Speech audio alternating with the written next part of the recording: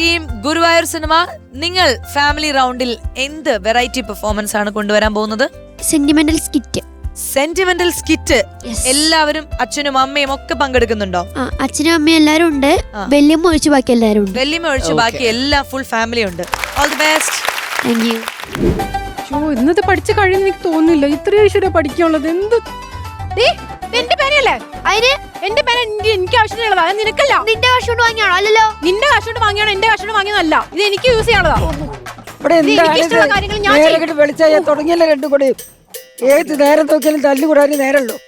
ഒരു നേരെങ്കിലും ഒന്നും ഉണ്ടാവില്ല. ആ പെണ്ണ് കൊണ്ട് കൊടുത്താ നീ അവളെ ചെറിയ കുട്ടിയാണ്, അതിന് സുഖമില്ലാത്ത കുട്ടിയാണത്. എന്റെ ഗുരുവായൂരപ്പ എനിക്ക് വയ്യ ഒന്ന് കാണാൻ.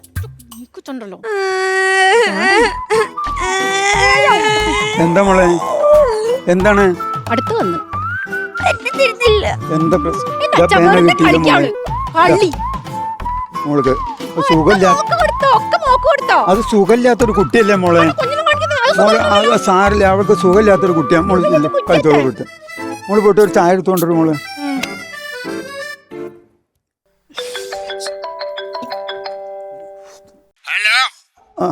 എന്താടോ സാധനം വിടാഞ്ഞേ? സാധനം ഇന്ന് എത്തൂട്ടോ. അങ്ങനെയാണോ താൻ സാധനം മേടിക്കുമ്പോഴാണോ? ഒരു 7:30 മണിയാകുമ്പോഴേക്കും സാധനം എത്തും അവിടെ. പൈസ മേടിക്കുമ്പോഴല്ലോ പറഞ്ഞത്. മര്യാദക്ക് സാധനം നാളെ തന്നെ ഇറക്കാട്ടാ. അത് ലോഡ് ഇറക്കാത്ത കാരണമാണ്. ഇന്ന് എന്തായാലും എത്തും അവിടെ.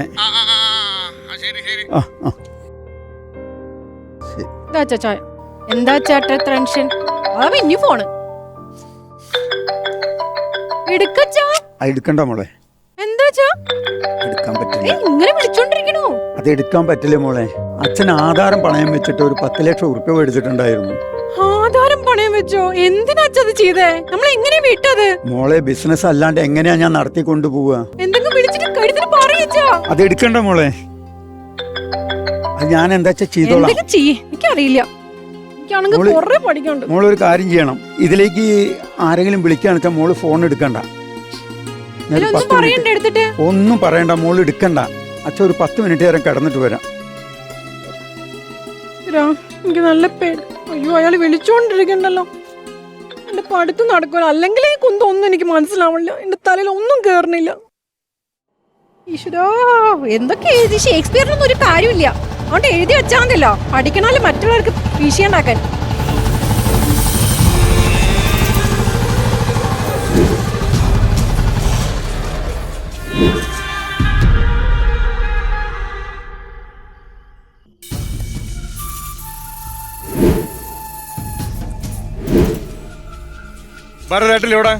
ഇല്ല, നിങ്ങളാരാ? ഒരു വീട്ടിലേക്ക് വരും, ഒരു മര്യാദ ഒന്നും ഇല്ലാണ്ട് കേറി വരികയാണോ? നീ മര്യാദ പഠിപ്പിക്കണ്ട. നീ ഭാരതേട്ടനെ വിളിക്കേ. അതെ, ഇത് എന്റെ വീടാണ്. ഇങ്ങോട്ട് കേറി വരികയല്ല വേണ്ടത്. എന്തെങ്കിലും ഉണ്ടെങ്കിലേ പുറത്തൊരു ബെല്ലുണ്ട് അവിടെ, അത് ക്ലിക്ക് ചെയ്യണം. എന്നിട്ട് വേണം അങ്ങോട്ട് വരാൻ. അതിന് സൗകര്യപ്പെടില്ല. നീ ഭാരതേട്ടനെ വിളിക്കേ. അച്ഛൻ അവിടെ ഇല്ല. അവിടെ ഇല്ലേ? ഇല്ല. ഇല്ല. ഇല്ല. ഇല്ല. നിങ്ങൾ പോയിട്ട് പിന്നെ വാ. ഇവിടെ ആരുമില്ല. ഇല്ല.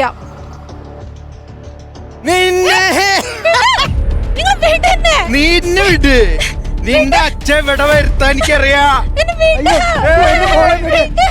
പൈസ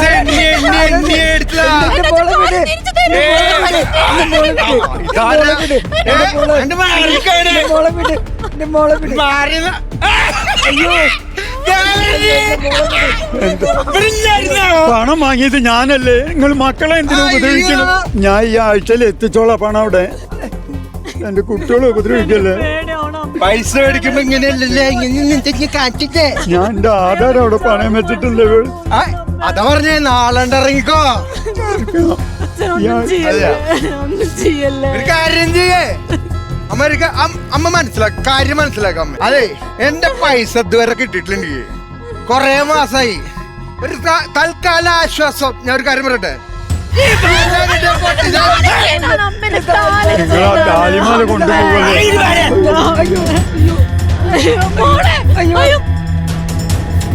കുട്ടികളൊക്കെ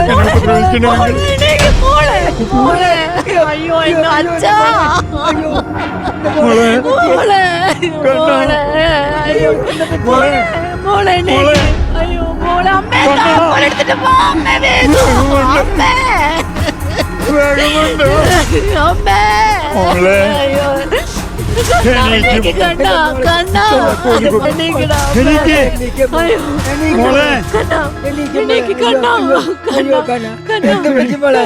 എന്ത് പറ്റിയമ്മ? എന്ത് പറ്റി? അയ്യോ എന്താ എന്ത് പറ്റി? ഒന്നുമില്ല മോളെ. അയ്യോ അയ്യോ എന്താ പറ്റി ഇതിന്റെ മോൾക്ക്? മോൾക്ക് എന്ത് പറ്റി മോളെ? ഞാൻ അപ്പഴേ പറഞ്ഞതല്ലേ അച്ഛാ, അപ്പഴേ ഞാൻ പറഞ്ഞതല്ലേ മോളെ അച്ഛൻ എല്ലാറ്റിനും ഒരു പരിഹാരമായിട്ടാണ് വന്നിട്ടുള്ളത് മോളെ. എല്ലാറ്റിനും പരിഹാരമായിട്ടാണ് അച്ഛൻ വന്നിട്ടുള്ളത്. നീ പോയിട്ട് ഒരു ലേശം ഭക്ഷണം എടുത്ത് കൊണ്ടുപോവാ. അയ്യോ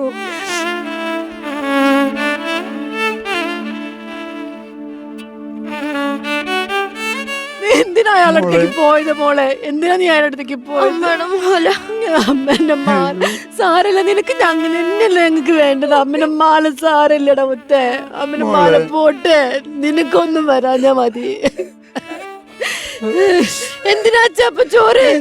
വേണം മോളെ, ചോറൊന്നും വേണ്ട. ചോറ് വേണം. വേണം മോളെ. എന്തിനാ എന്താ അച്ഛാ? ചെയ്യാൻ പോണെ ഈ ഇപ്പൊ? കട അച്ഛനെ കൊണ്ട് വീട്ടാ പറ്റില്ല മോളെ. 10 ലക്ഷം വീട്ടാ അച്ഛനെ കൊണ്ടാവലില്ല. ഞാനെന്താ ചെയ്യാൻ പോണെ ഇപ്പൊ? എന്റെ മക്കളെ ക്ഷമിക്കണം മക്കളെ. ഏത്തിനോട് പൊറുക്ക്. ഇതൊന്നും വേണ്ട. വേണ്ട മോളെ. ഈ ലോകം നമുക്ക് വേണ്ട. ഈ ലോകം വേണ്ട.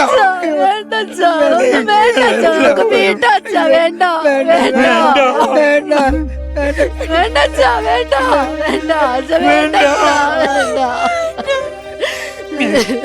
ജീവിക്കാൻ മാർഗം പിടിക്ക്. എന്റെ മോ ക്ഷമിക്കണം മക്കളെ, ക്ഷമിക്ക്.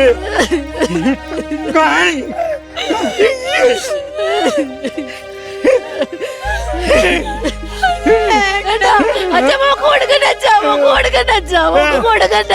അവളെ ഇവിടെ നിർത്തിയിട്ട് പോവണ്ട. വേണ്ട അച്ഛാ, മോക്ക് കൊടുക്കണ്ട. മോളെ അവള്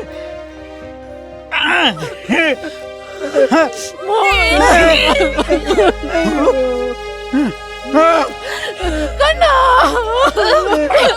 വെള്ളം. കണ്ണാ, എനിക്ക് വെള്ളം. കണ്ണാ, എനിക്ക് വെള്ളം. കണ്ണാ, കണ്ണാ, കണ്ണാ.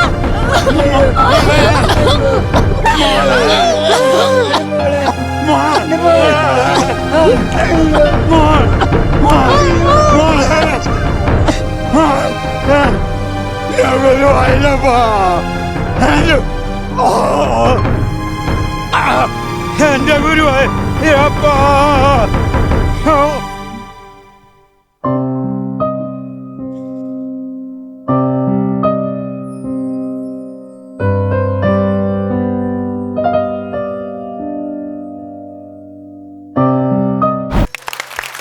Superb team cinemas.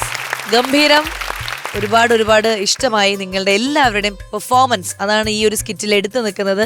അഭിനയ മുഹൂർത്തങ്ങളാണ് അല്ലേ മിയ? അതെ അതെ, നിങ്ങള് 5 പേരും ഇത്രയും രസമായിട്ട് അഭിനയിച്ച് ഫലിപ്പിക്കും എന്ന് വിചാരിച്ചില്ല. നമുക്ക് അച്ഛന്റെ കാര്യം എടുത്ത് പറയണം. അച്ഛാ, അയ്യോ, നിങ്ങൾ എന്ത് നല്ലൊരു ആർട്ടിസ്റ്റ് ആണ്. അതെ, ഞാൻ എന്റെ കണ്ണ് നിറഞ്ഞു. അച്ഛൻ ഓരോ കാര്യങ്ങൾ ചോറെടുത്ത് കൊടുക്കുന്ന സമയത്തും ഈ കടം എനിക്ക് ഏറ്റവും ഞാൻ കരഞ്ഞത് കൊണ്ട് വീട്ടാൻ പറ്റില്ല. ഈ കടം എനിക്ക് വീട്ടാൻ പറ്റില്ല എന്ന് പറഞ്ഞപ്പോൾ അച്ഛന്റെ സൗണ്ട് ഒക്കെ ഇടറി. ആ ഒരു ഡയലോഗ് കംപ്ലീറ്റ് ആയില്ല.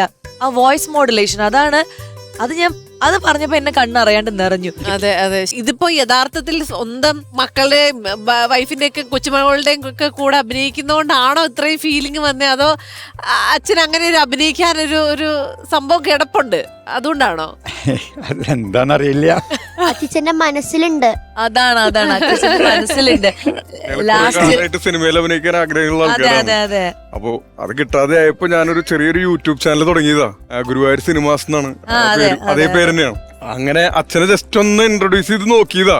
പക്ഷെ ഞങ്ങളൊന്നും അല്ല, അച്ഛൻ അതില് ഭയങ്കരമായിട്ട് കേറി. താരം ഇതുപോലെ നിങ്ങളുടെ യൂട്യൂബിലും ഷോർട്സ് ആയിട്ടും ഒക്കെയുള്ള അഭിനയമൊക്കെ കണ്ടിട്ട് എവിടെയെങ്കിലും ഓഫേഴ്സ് വരുമോ, അങ്ങനെ എന്തെങ്കിലും ഒക്കെ ഉണ്ടായിട്ടുണ്ടോ? ഞാനൊരു സിനിമയിൽ അഭിനയിച്ചിട്ടുണ്ട്. ഞാന് ട്രേസിംഗ് ഷാഡോ എന്ന് പറഞ്ഞിട്ട് MV നിഷാദ് സംവിധാനം ചെയ്ത സിനിമയിലെ മെയിൻ വില്ലനായിട്ട് ഞാനാണ്. ഇറങ്ങിയിട്ടില്ല, അടുത്ത മാസം ഇറങ്ങും. അതിൽ മെയിൻ വില്ലനായിട്ട് ഞാനാണ്. മസ്കറ്റിൽ വെച്ചിട്ടായിരുന്നു ഷൂട്ടിങ്. ഷൂട്ടിംഗ് കഴിഞ്ഞിട്ട് ഏകദേശം 1.5 കൊല്ലമായി. ഓക്കെ. സിനിമയുടെ പിന്നാലെ നടക്കാൻ തുടങ്ങിയിട്ട് ഏകദേശം ഒരു 10-20 കൊല്ലമായി പിന്നാലെ നടക്കൽ മാത്രമേ ഉള്ളൂ. ഇപ്പൊ മോളും അതേപോലെ തന്നെ എന്റെ പോലെ തന്നെ പിന്നാലെ നടക്കൽ മാത്രമായി. 2-3 സിനിമ ചെയ്തോളും. അല്ല പിന്നാലെ നടക്കില്ല മാത്രമേ പറയാൻ പാടില്ല. ഇപ്പൊ ആയിട്ടല്ലേ ഉള്ളൂ, ഇനിയും കിടക്കാണ്. അല്ല ഞാൻ ആ പ്രായത്തിൽ തുടങ്ങിയതാണ്, ഞാൻ ഇതുവരെ ഒന്നും ആയില്ലല്ലോ. അത് പക്ഷെ അങ്ങനെ ആയിരിക്കില്ല മോളുടെ കാര്യം. കാരണം ചേട്ടൻ ട്രൈ ചെയ്തു എന്ന് പറയുന്ന ഒരു സമയം ആ കാലഘട്ടമൊക്കെ ഇപ്പൊ മാറി. ആ സമയത്ത് ഇതുപോലെ യൂട്യൂബ് ഇല്ല, ഇങ്ങനത്തെ ഒരു എക്സ്പോഷർ ആ ഒരു സമയത്ത് ഇല്ലല്ലോ. അപ്പൊ മോളുടെ സമയത്ത് ഇപ്പൊ അതല്ല, കാലഘട്ടം മാറി, ഒരുപാട് എക്സ്പോഷർ വന്നു, ഒരുപാട് ഓപ്പർച്യൂണിറ്റീസ് വന്നു. അപ്പോ ചിലപ്പോ ചേട്ടന്റെ ആ ഒരു വിധി ആയിരിക്കില്ല ചിലപ്പം മോൾക്ക് വരാൻ പോകുന്നത്. അപ്പൊ അങ്ങനെ ഡിസപ്പോയിന്റഡ് ഒന്നും ആവണ്ട, മോളുടെ വഴി വെട്ടി അവൾ എത്തും. അതല്ല, അവള് പോയിണ്ടായിരുന്നു ഒരു സിനിമയിൽ, 3 സിനിമയിൽ അഭിനയിച്ചു. ഒരു സിനിമയില് ഒരു ഡാൻസ് സീനൊക്കെ ഉണ്ടായിരുന്നു. അത് രാത്രി 3 മണി വരെ. ഡാൻസ് സീന്, ഒരു ഡയലോഗ്, വേറെ ഒരു മേക്കപ്പിന്റെ സീന്, കുറെ സീനുകൾ ഉണ്ടായിരുന്നു. ചെറിയ റോളുകളാണ്, പക്ഷെ നമുക്കത് ഹാപ്പി ആയിരുന്നു. പക്ഷെ ആ സിനിമ കാണാൻ വേണ്ടി ഞങ്ങൾ പോയി, ഒരു 10-15 ആൾക്കാർ കൂടിയിട്ട് പോയത് ഞങ്ങള്.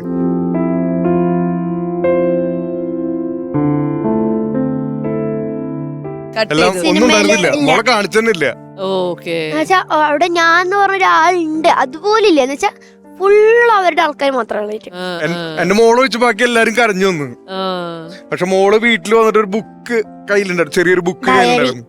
അതിലൊരു പേനയോട് എഴുതി വെച്ചോളൂ. അത് ഞാനത് ഭയങ്കര സങ്കടായി. പക്ഷെ ഉള്ളിൽ വെച്ച് ഞാൻ കൂടി കറിഞ്ഞ ആകതായില്ലേ. അപ്പൊ ഞാൻ ആ ബുക്കില് എഴുതി, ഞാൻ എന്തെങ്കിലും കുറച്ച് നല്ലൊരു ഇതിലെത്തുമ്പോ ഞാൻ ഈ കാര്യം തുറന്നു പറയുന്നു പറഞ്ഞു. അത് ഞാൻ ഇപ്പൊ പറഞ്ഞു. അതിപ്പോ മോളുടെ മാത്രം ഒരു അവസ്ഥ അല്ല മോളെ. ഞാനെല്ലാം അഭിനയിച്ച സിനിമകൾ ഒരു 10-20 സിനിമ ഇറങ്ങാനുണ്ട്. പിന്നെ ഇപ്പൊ അടുത്തൊക്കെ അഭിനയിച്ച ഒരുപാട് സിനിമയിൽ നിന്ന് നമ്മൾ വിളിക്കുമ്പോ വലിയൊരു ക്യാരക്ടർ എന്ന് പറഞ്ഞാൽ വിളിക്കുന്നത്. എന്നിട്ട് നമ്മൾ തിയേറ്ററിൽ ചെല്ലുമ്പോഴാണ് 1 സീൻ 2 സീനിലുള്ളൂ, ബാക്കിയെല്ലാം കട്ട് ചെയ്യാണ്. ഇപ്പൊ മോളുടെ മാത്രം അവസ്ഥയല്ല, ഒരുപാട് പേരുടെ. ഇപ്പൊ സ്വാസി ചേച്ചിയുടെ കാര്യം പറഞ്ഞു, എനിക്കും ഉണ്ട് അങ്ങനത്തെ അനുഭവങ്ങൾ. അതായത് ക്യാരക്ടർ റോളൊക്കെ അങ്ങനെ സംടൈംസ് നമ്മളങ്ങനെ ചെയ്യുമ്പോഴത്തേക്കും ചിലപ്പോഴൊക്കെ സംഭവിക്കുന്നത് വലിയ കാര്യമായിട്ടൊക്കെ പറയും. നമ്മളെ അടുത്ത് ഫോണിൽ നറേറ്റ് ചെയ്യുമ്പോഴൊക്കെ വലിയ കാര്യമായിട്ടൊക്കെ പറയും. അപ്പൊ നമ്മൾ അത് പ്രതീക്ഷിച്ച് നമ്മള് ഓക്കെ ഇത്രയൊക്കെ ഉണ്ടല്ലോ എന്നൊക്കെ വിചാരിച്ചിട്ട് നമ്മൾ അവിടെ ചെല്ലും. അവിടെ ചെന്ന് ഷൂട്ട് ചെയ്യുമ്പോ ആ പറഞ്ഞത്രയും ഉണ്ടാവില്ല ഷൂട്ട് ചെയ്യുമ്പോ. അപ്പൊ നമുക്ക് മനസ്സിലാവും ഓക്കെ പറഞ്ഞത്രയും ഇല്ല എന്നുള്ള കാര്യം നമുക്ക് ഷൂട്ട് ചെയ്യുമ്പോൾ മനസ്സിലാവും. ഓക്കെ അപ്പൊ ഷൂട്ടിങ്ങും കഴിഞ്ഞു, അതിന്റെ നമ്മൾ ചെയ്തതിന്റെ എല്ലാ ഡബിങ്ങും കഴിഞ്ഞ് സംടൈംസ് സിനിമയില് നമ്മളത് റിലീസായി കാണാൻ ചെല്ലുമ്പോഴാണ് ആ ഷൂട്ട് ചെയ്തതിന്റെ അകത്തുനിന്നും പിന്നെയും കട്ടായി പോയിട്ടുണ്ട് എന്നുള്ളത്. അപ്പോ നമ്മൾ അങ്ങനെ സങ്കടപ്പെട്ടിരിക്കാൻ പോയി കഴിഞ്ഞാൽ അതില് ഒരു കാര്യമില്ല. അപ്പം മോൾക്ക് മാത്രമുള്ള ഒരു അനുഭവമല്ല, ഒരുപാട് പേർക്കുണ്ട്. ഞാൻ പലരും പറഞ്ഞു കേട്ടിട്ടുണ്ട്. ഇനി എന്തായാലും മോള് ഇനി എനിക്ക് കിട്ടില്ല, ഞാൻ ഇനി സിനിമ അഭിനയിക്കുന്നില്ല, ഞാൻ അവസരം, അങ്ങനെ ഒന്നും വിചാരിക്കരുത്. എല്ലാ ദിവസവും രാത്രി കിടക്കുന്നതിന് മുമ്പ് പറയണം ഞാൻ വലിയൊരു സ്റ്റാർ ആയി, ഞാൻ വലിയൊരു നടിയായി എന്നിങ്ങനെ പറഞ്ഞുകൊണ്ട് തന്നെ കിടന്നുറങ്ങണം. അങ്ങനെയാണെങ്കിൽ ഉറപ്പായിട്ടും ആയിരിക്കും. അയ്യോ ആ സിനിമയില് കിട്ടിയില്ലല്ലോ എന്ന് പറഞ്ഞാൽ നമ്മൾ അവിടെ ഇരുന്നു. അവൾക്ക് അറിയാം, കാര്യങ്ങളൊക്കെ അവൾക്ക് അറിയാം. അവള് ജസ്റ്റ് ചോദിച്ചപ്പോ അവള് പറഞ്ഞു എന്നുള്ളതേ ഉള്ളൂ. All the best. Thank you. അടുത്ത റൗണ്ടിൽ കാണാം. യെസ്.